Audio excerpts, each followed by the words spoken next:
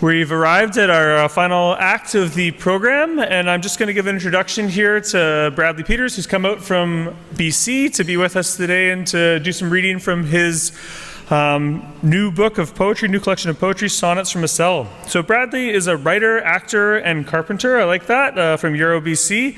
Bradley's been published in numerous literary magazines, and his debut poetry collection, Sonnets from a Cell, a book for and about the incarcerated, was published in the fall of 2023 with Brick Books.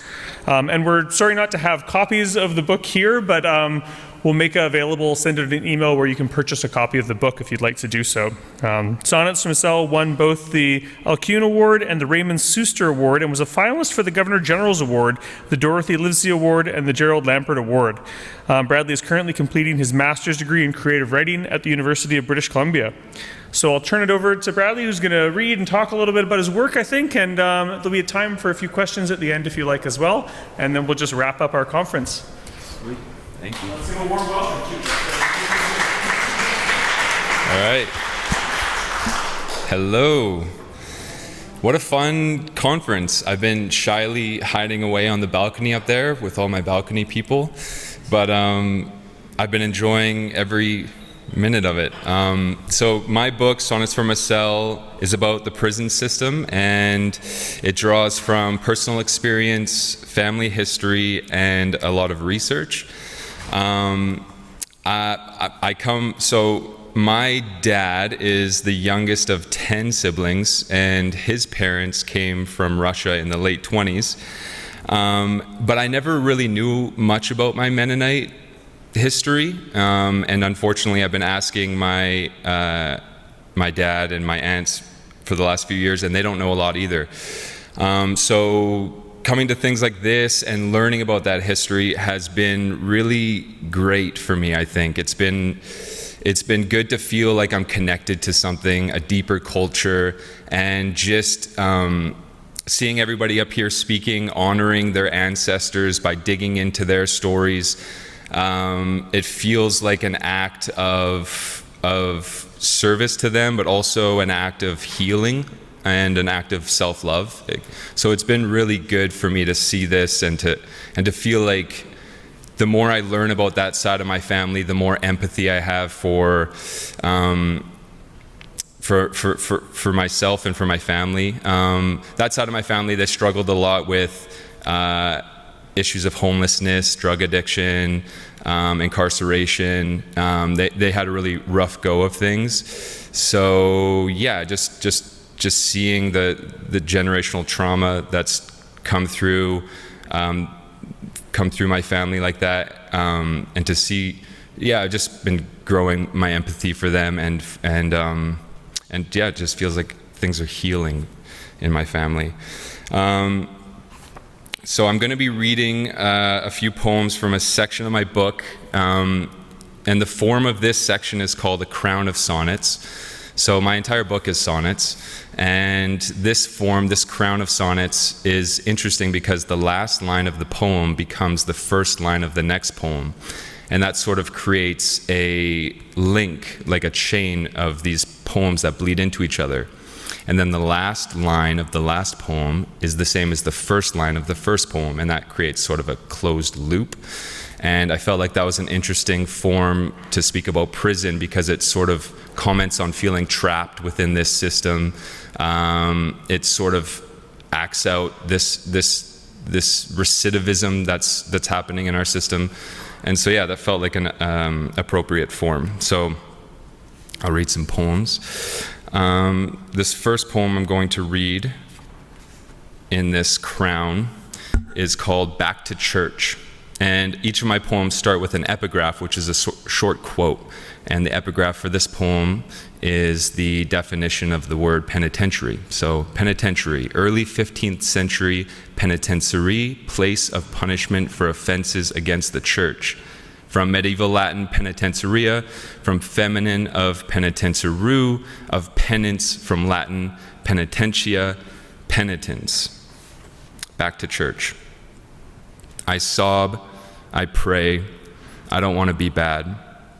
I'm the wild apple tree behind the church, lifting bloodshot eyes to heaven. Really, I'm on the loose. under pews, scavenging coat pockets and dim offices. O Lord, I'm not angry.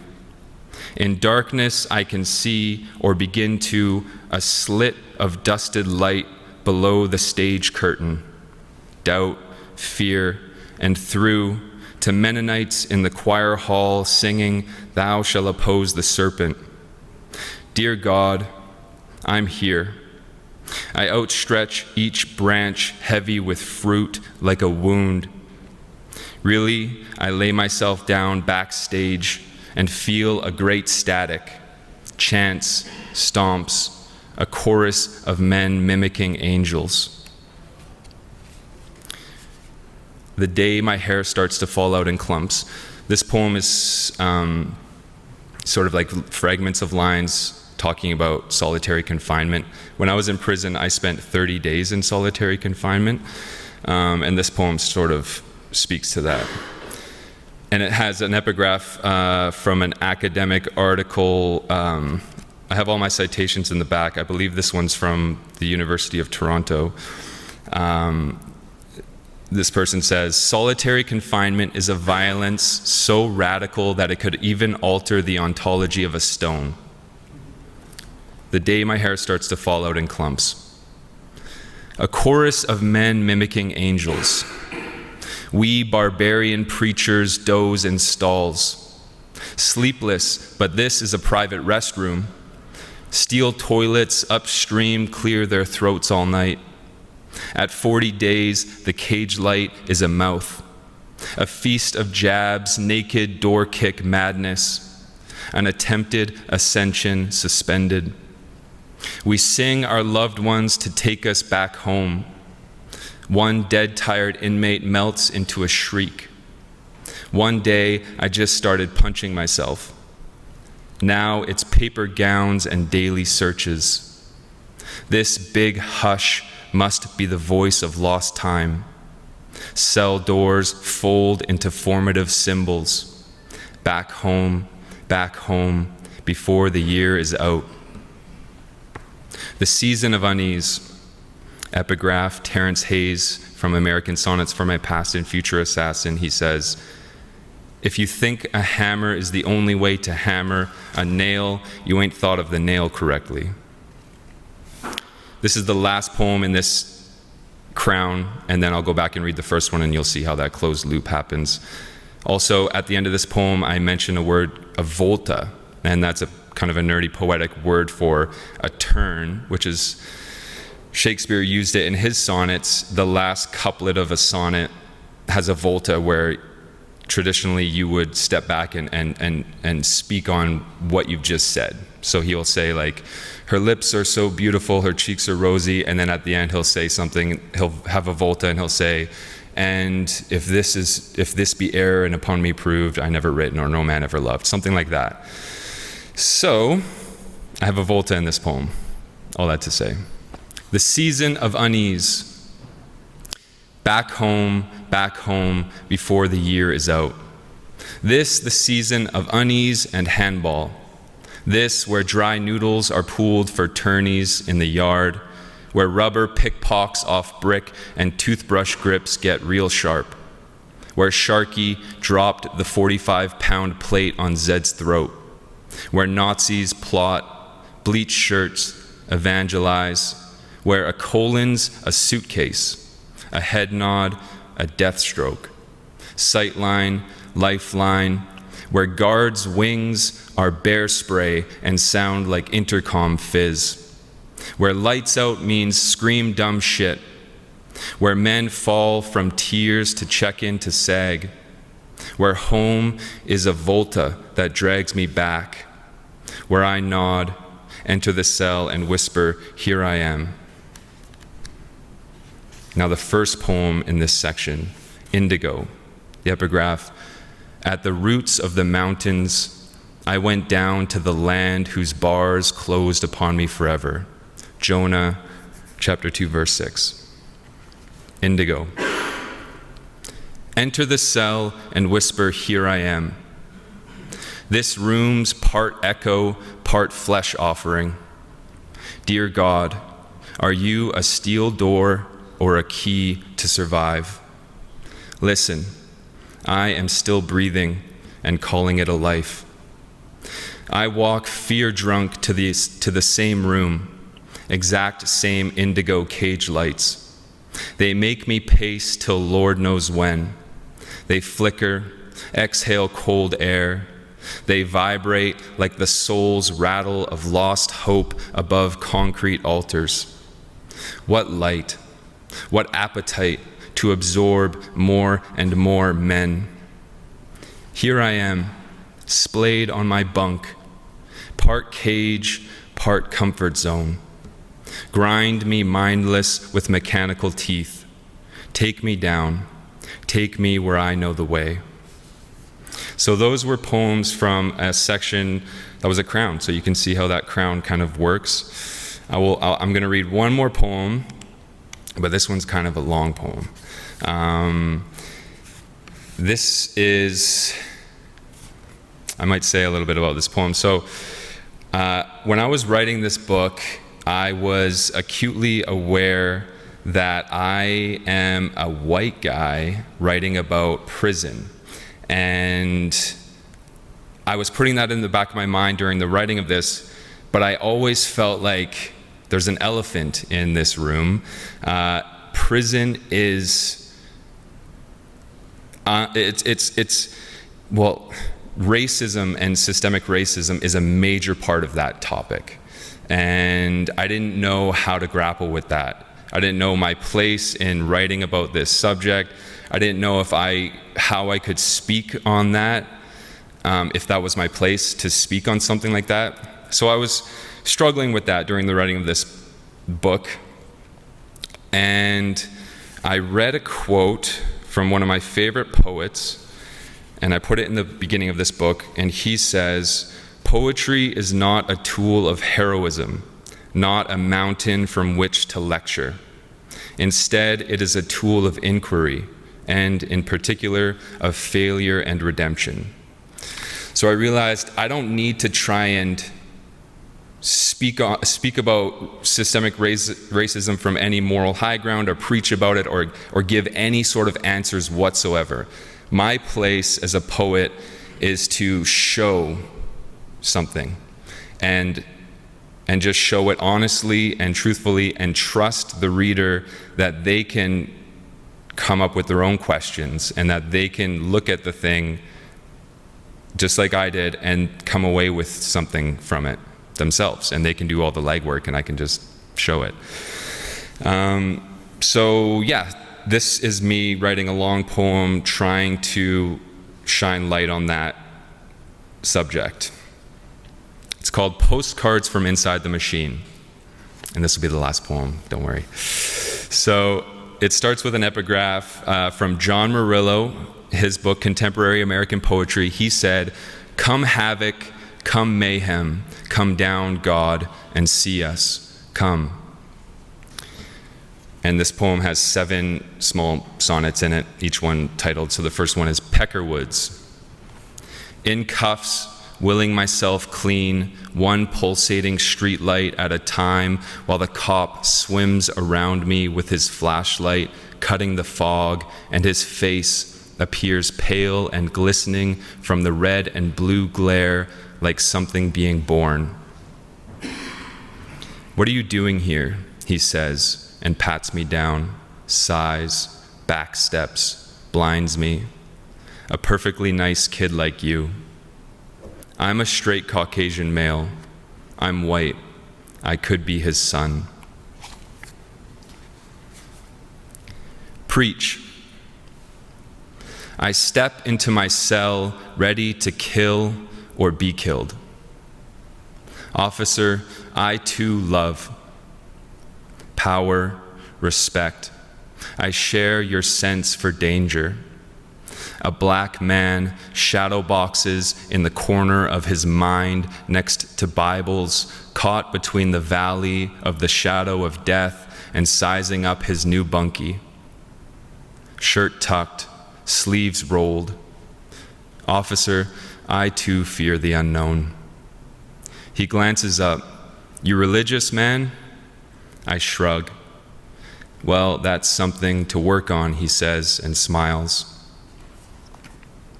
Fish. We all watch the dead man walk across the unit and smile at each table with his meal tray like it's the first day of school. The dead man looks lost. He can't be more than 18. The dead man sports bangles and a bright red turban to match the jumpsuit draped on his frame like PJs. The dead man's dead. He just doesn't know it yet. He grins, clears his throat, nods at the shot collars. I reach out to him and touch nothing but air. Torpedoes. The hills have eyes enters my cell. Me. You can't be in my room. Hills. There's a Hindu on the unit. Me. Wait, don't come any closer. Hills. The back table wants him gone. Me. I said stop, back up, man. Hills. And you're going to bounce him. Me. I'm just trying to do my time. Hills. Or I'm going to bounce your head off this toilet. Me. Get the fuck out of here. The hills have eyes exits my cell. Sorry, there's some swearing in this one. Dinner and a show. Meanwhile, in Canada, an inmate with a Hitler stash raises red fists and shouts, "I'm the king of the world," from the second tier like it's a pulpit. Meanwhile, in Canada, a Stolo kid returns from 80 days in the box, wrists gnarled by chips of cinder block, and tears all the Bibles in half. Meanwhile, in Canada, my bunkie, Preach, plays aces as a sock lock blooms a pair of red lips atop his dome, and the COs unload 2 cans of mace on everyone. I fall off my chair, shield myself, and later I stand and return to my cell unscathed. Sock lock. I sense with the knife edge of my eye bodies shift in the chow hall, looks, nods, and the white arc of the sock appears like a scythe of tilting light above your head. Forgive me, Preach. I'm not all I hoped I was. That night we blazed into the toilet's vacuum and promised backup. We both knew it was you who had to fight to survive. You laugh across the table. I sit frozen in the moment between grin and lock and think maybe it won't come down. Maybe you're safe, Preach. Maybe it will just suspend above you forever. Taking flight. At lights out, I climb metal steps to go fight the hills have eyes. His cell is third last down the tier. My shirt is tucked, my laces cinched. I'm resolved and ready for whatever. The CO shouts 10. The lights dim. I'm not trying to be some white hero.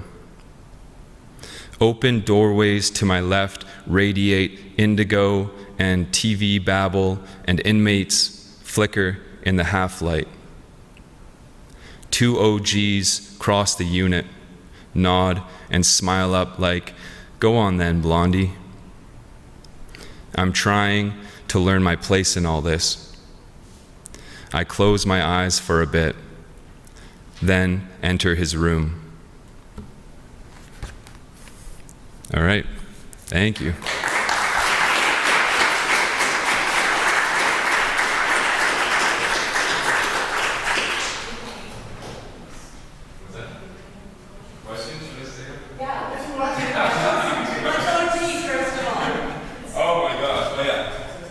Should I answer this here? Sure.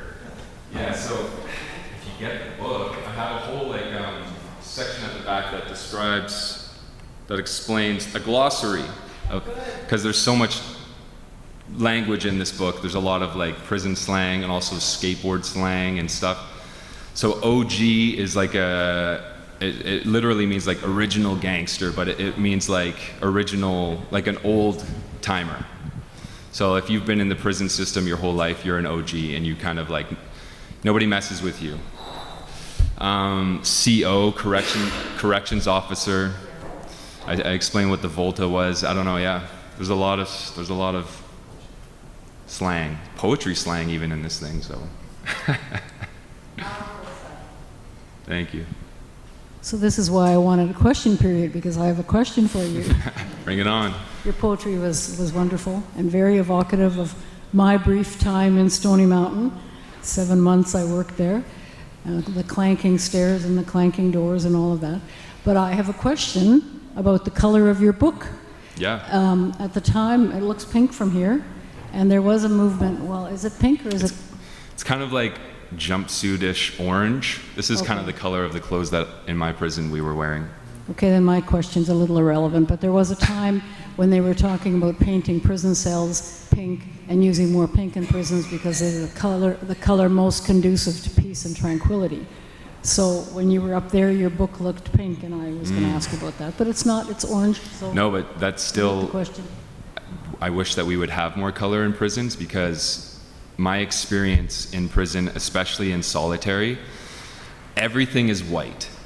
Every room is white, every hallway is white, and so when you're sitting in a room, like I did for 30 days with no window, and they let you out for 20 minutes a day to shower and change, and they leave the lights on all night, so you're sitting there in a tiny white room. Yeah, maybe if there was some color, maybe if there was some like life and humanity within the prisons, people it wouldn't be so hard to fight against like keeping your sanity, you know what I mean? And maybe I'm sure it would be better for everyone.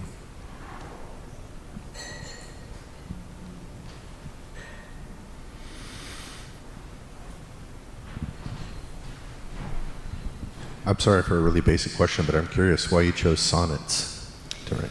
Yeah, so I did my undergrad in creative writing, and I focused on poetry. And my last class of my undergrad was a class on form, and that's where I discovered the sonnet.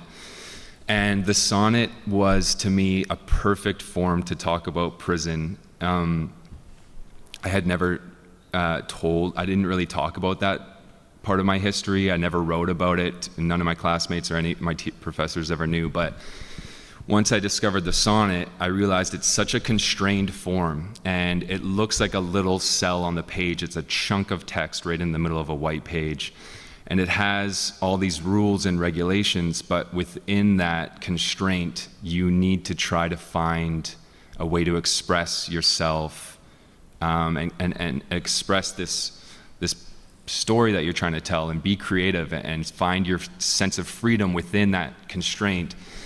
And that somehow subconsciously just unlocked me writing about my experience. And luckily that was my last class, so as soon as I graduated, I spent years just obsessed with sonnets, writing these sonnets. So yeah. The sonnet to me felt perfect, and then I discovered the crown of sonnets, which is like this ancient form that not many people are writing in, and that felt even more appropriate to me. And yeah, it was just like a fun thing for me to dig into, that form.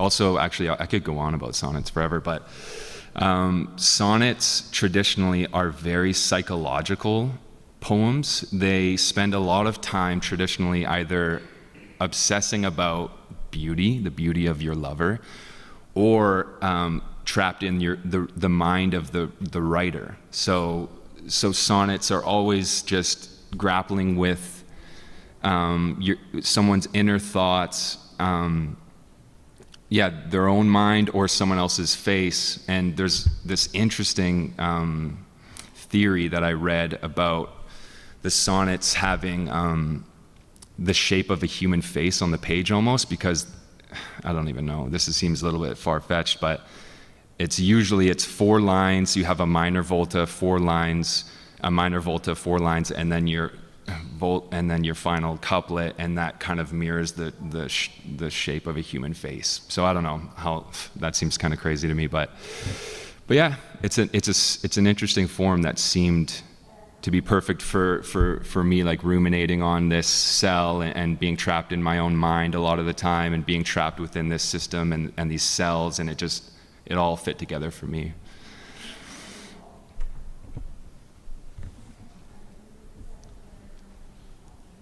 Well, sure, I'll ask.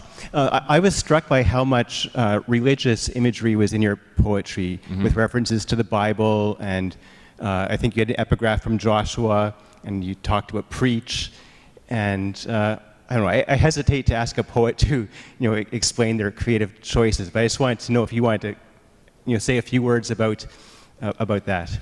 Yeah, so I grew up in a very religious household, a very fundamentalist home. So that's a part of me. As much as I love it or hate it or whatever, however I feel about it, that's definitely that's deep within me. And also the prison. In prison, it's interesting because the only book that, in my prison at least, that was available was the Bible. And so there's a lot of people in the prison that I was in who were Christians, who wanted to be preachers, who were expressing themselves in that way, but also were ultra violent. One guy I won't mention was who had committed murders and was telling me these stories, was also in the same breath telling me how he wants to be a preacher when he gets out of prison.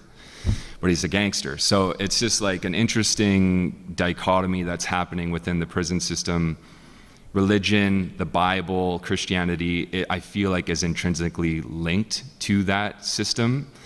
And it's also just something that that I've been grappling with my whole life as well. So it just kind of bled into the book organically, I feel like.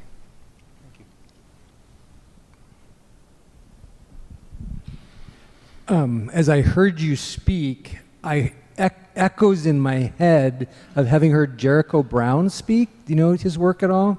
No.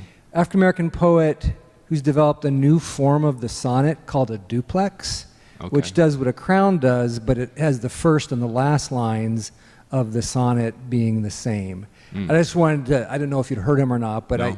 You are doing much of what he's doing. I think you'd love to encounter his work if you look him up, Jericho Brown. Jericho Brown. That's interesting. If the first and last line were the same, or are they the same for every poem?